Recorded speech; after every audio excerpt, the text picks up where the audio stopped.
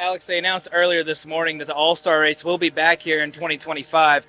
Is that a move that you're happy to see, or would you rather there be a 400-lap points race here in the future? Yeah, I mean, I think it's a great place for the All-Star race. Obviously, it ties back to the roots of our sport, really historic venue, and cool to see. I think I'm all for it.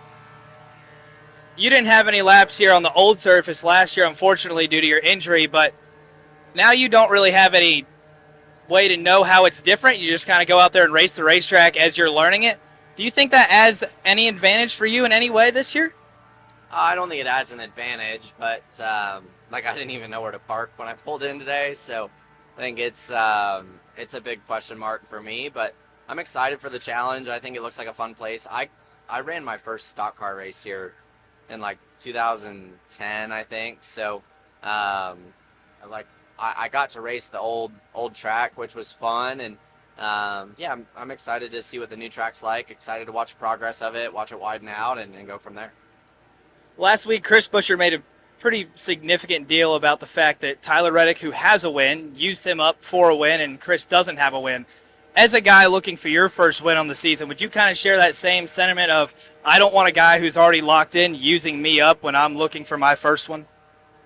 I don't think guys that have wins versus don't have wins really matters to me. I don't think you want to get used up by anybody when you're trying to win a race, right? So understandably, Chris is mad. Like, that's racing. If that happens and you're not mad, you're probably not. You probably don't care enough, right? So both of those guys raced super hard, and yeah, it was a great show for the fans, and I think that stuff's all good for the sport. But totally understand why he's mad for sure.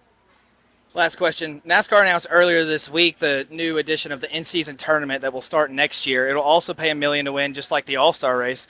Do you think that diminishes the value of either one in any way, that they have the same payout? I don't think it diminishes anything. I say it's time to bump the All-Star up quite a bit, but man, I don't know. I think they're both really cool events, and obviously the All-Star here is a really neat event, but also that tournament's going to be really cool too. So more stuff like that's better for the sport in general, so cool to see. Kevin Nix with Frontstretch.com.